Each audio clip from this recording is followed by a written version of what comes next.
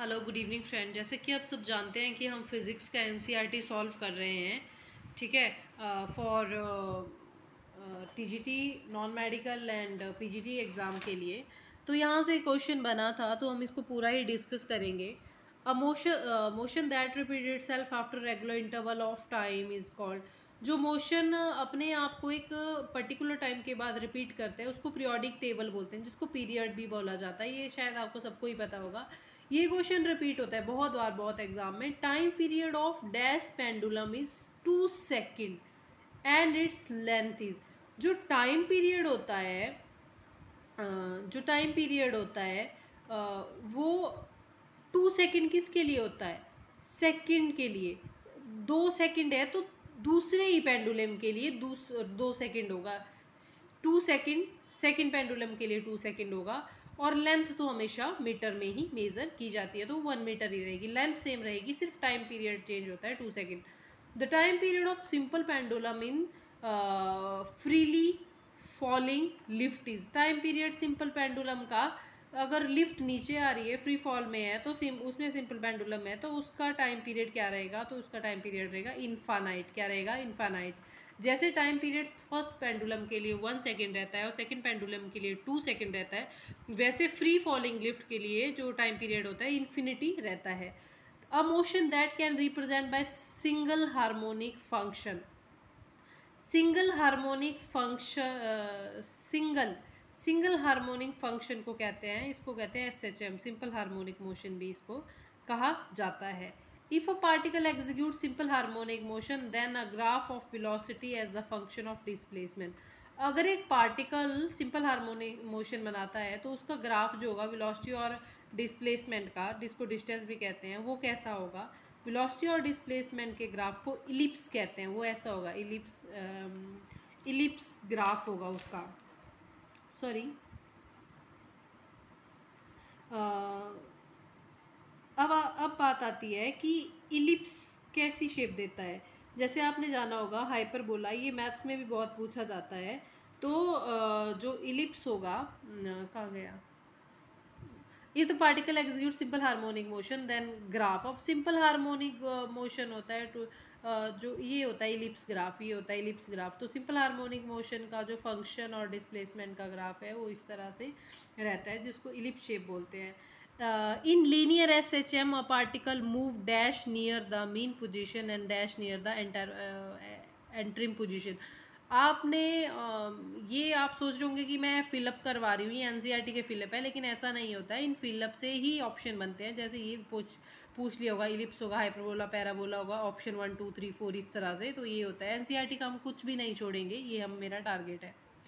In linear simple harmonic motion a particle move dash near the mean position and dash near the extreme position.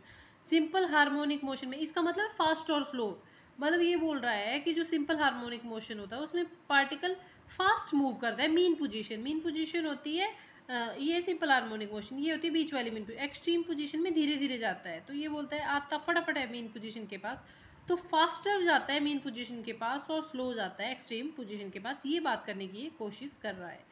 A simple system executing simple harmonic motion if it possesses both. ये बोलता है कि कब किस system को simple harmonic motion कहेंगे? जब उसमें दोनों चीज़ें जब उसमें दोनों चीज़ें, तो भाई अगर उसमें इनर्शिया और इलास्टिसिटी दोनों चीज़ें हैं तो उसको सिंपल हार्मोनिक मोशन कहा जाएगा। इनर्शिया और इलास्टिसिटी होना ही सिंपल हार्मोनिक मोशन कहलाता है। और potential energy of body executing simple harmonic motion will be maximum at. Potential energy कब मैक्सिमम होती है? मतलब कब, मतलब सिंपल हार्मोनिक मोशन में क्या होता है, एक मेन पोजीशन होगी, ऐसे होगा, एक मेन पोजीशन होगी, एक एक्सट्रीम पोजीशन होगी। तो भाई जो एक्सट्रीम पोजीशन होती है उस पर पोटेंशियल एनर्जी मैक्सिमम होती है। अब हमने क्या बोला, हमने अभी ऊपर क्वेश्चन पढ़ा, ये होता है, देखो ना, ये पेन वर्क नहीं कर रहा है। ये होता है, देखो ये है, देखो ये है, ये मतलब एक पेंडुलम है, वो ऐसे मूव कर रहा है, ऐसे मूव कर रहा है, ऐसे मूव कर रहा है। तो यहाँ से चलेगा, यहाँ जाएगा, दैट इज एक्सट्रीम पोजीशन। फिर मेन पोजीशन में आएगा, फिर यहाँ जाएगा, फिर यहाँ आएगा।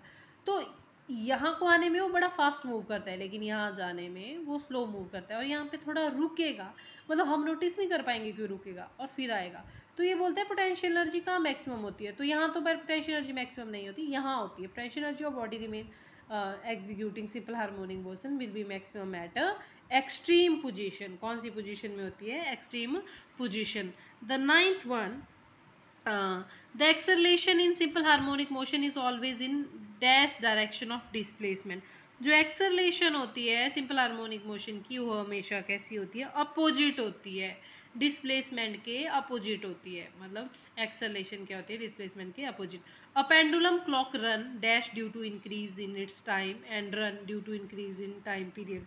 ये बोलता है कि a pendulum clock run dash due to, मतलब फास्ट और स्लो की बात कर रहे हैं, pendulum clock run dash due to decrease in time period, मतलब टाइम पीरियड घट रहा है। तो आप कॉमन सेंस का क्वेश्चन है ये, टाइम पीरियड घट रहा है तो फास्ट मूव कर रही होगी। And run due to increase, अगर टाइम पीरियड बढ़ रहा हो तो स्लो करेगी, ये तो कॉमन सेंस है। During oscillation of bob of simple pendulum its dash is constant. जब ऑक्सीलेशन हो रही होगी तो क्या कांस्टेंट होता है? ऑक्सीलेशन के दौरान एक ही चीज़ कांस्टेंट होती है, वो एनर्जी, और तो कुछ कांस्टेंट रहेगा नहीं, तो energy. Time period of simple pendulum of infinite length, very very important. Time period जो है सिंपल पेंडुलम का इनफाइनाइट लेंथ, इनफाइनाइट होता है जिसकी कोई गणना नहीं कर सकता, उस लेंथ के लिए कितना कैलकुलेट किया गया है, याद रख लो, वेरी इंपॉर्टेंट है, 84.6 मीटर। 84.6 एनसीईआरटी का क्वेश्चन है। ये दो क्वेश्चन तो एग्जामिनर के पैटे बहुत एग्जाम में पूछे गए, एक तो time period of second pendulum को पूछा गया और टाइम पीरियड जो है वो इनफाइनाइट का 44.6 कैलकुलेट किया गया फॉर्मूले के द्वारा। उसके बाद आता है वेव के